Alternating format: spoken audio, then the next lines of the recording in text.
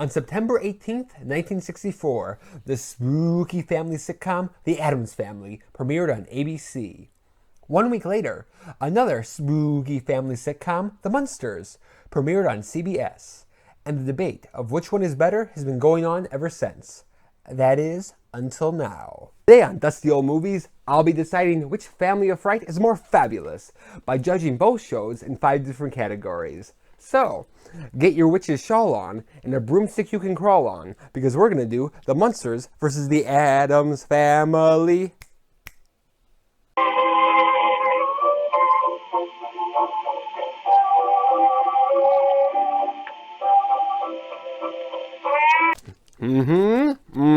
And there! My artwork is complete. I call it Happy Acres. And speaking of which, our first category is creativity. When Charles Addams first came up with the original New Yorker cartoon, The Addams Family, it was creative from the start, and the series carried that torch. The idea was that the Addams were a satire on the American family by being its opposite. They are into the weird, the macabre, and are totally aghast by normal society's goings-on. Charles Addams and the TV writers also made each character weird in their own individual way. Gomez looks normal, but has a weird personality, whereas Cousin It is a big thing of hair with sunglasses, and Thing is just a hand. How imaginative! In contrast, when Universal made the Munsters, they took the easy route, and based the characters off of the classic monster movies they had made in the 30s and 40s.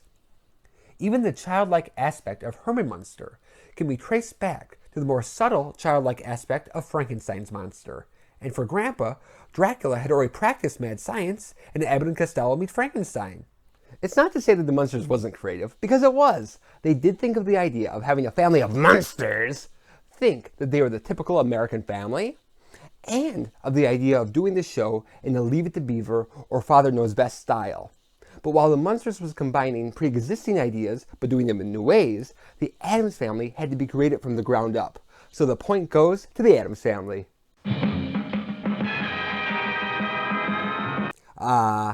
Lizzie Borden, Jack the Ripper, Vlad the Impaler.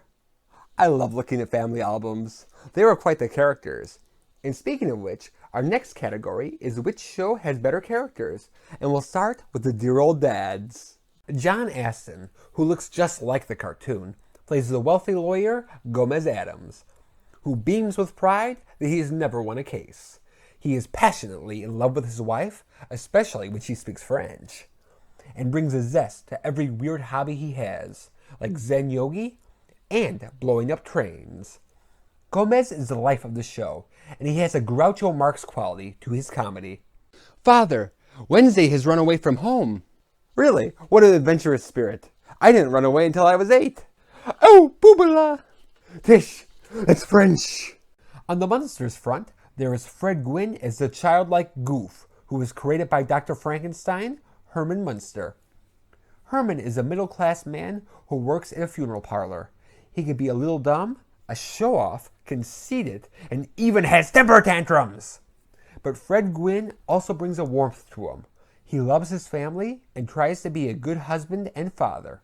Why do I have to be short? Why can't I be big and tall like my hero? Eddie? I don't know who this hero is, but he's probably not worth looking up to at all. Most so-called heroes are conceited, vain, good-for-nothings, as a rule. But Dad, the hero I'm talking about is you. Me?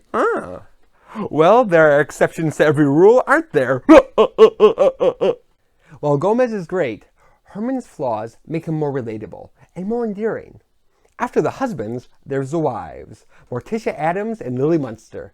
Both names have to do with death. Mwah! Both women are the voice of reason in their households. Morticia is more of the gothic, sexual beauty, like moi, who softly guides her family in the right direction. Whereas Lily is more of the warm mom, who sternly puts her foot down and tells Herman, Eddie, and even Grandpa what to do in order to keep peace in her family. While I like that Lily is a strong woman, and at one point she even punches Herman out, Morticia and Gomez are so perfect together that it's an even draw. After the wives, there's the supporting characters. The adult Addams supporting characters are Grandmama the Witch, the eccentric and electric Uncle Fester, and Lurch the creepy butler. You rang! While all these characters are well played, I find them very one-note, especially when compared to Grandpa and the Munsters. Al Lewis had a magic to him, and that magic shines through as Grandpa, aka Count Dracula, especially when he talks about the good old days in Transylvania. He's a lovable, irritable, and sarcastic vampire who also dabbles as a mad scientist, but he usually goofs up his experiments and his magic. Him and Herman have perfect chemistry together. Sometimes they're buddies, and sometimes they're enemies, and they function like a classic comedy team. Are you calling me a freeloader? No, I'm calling you a bum! Grandpa also has a real natural relationship with his grandson Eddie, who is also better developed than Pugsley and Wednesday. Overall, I find the Munster characters to be better developed and easier to care about, and the chemistry between the entire cast is stronger than the Addams families. So, the point goes to the Munsters. Our next category are the plots.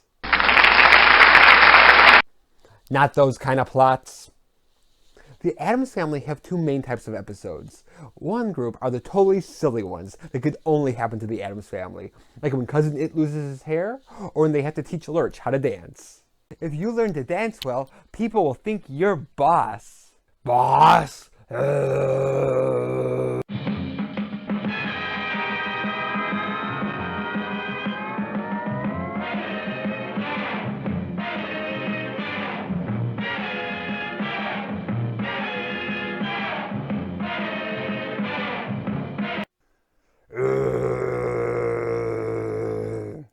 Those are my favorite Addams Family episodes.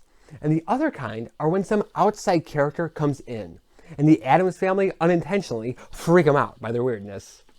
These episodes get a little repetitive because it's the same situation over and over again. Like the Addams Family, the Munsters has two types of episodes. One type are the totally crazy ones that could only happen to the Munsters. And the second kind are when they take a traditional sitcom plot, like Eddie gets made fun of at school, or Lily wants a job. But because of the Munsters, they put a completely unique spin on it. Both shows get pretty wild. But the Munsters has a greater variety of stories. And because they use those traditional sitcom plots, they're usually easier to get into. So the point goes to the Munsters.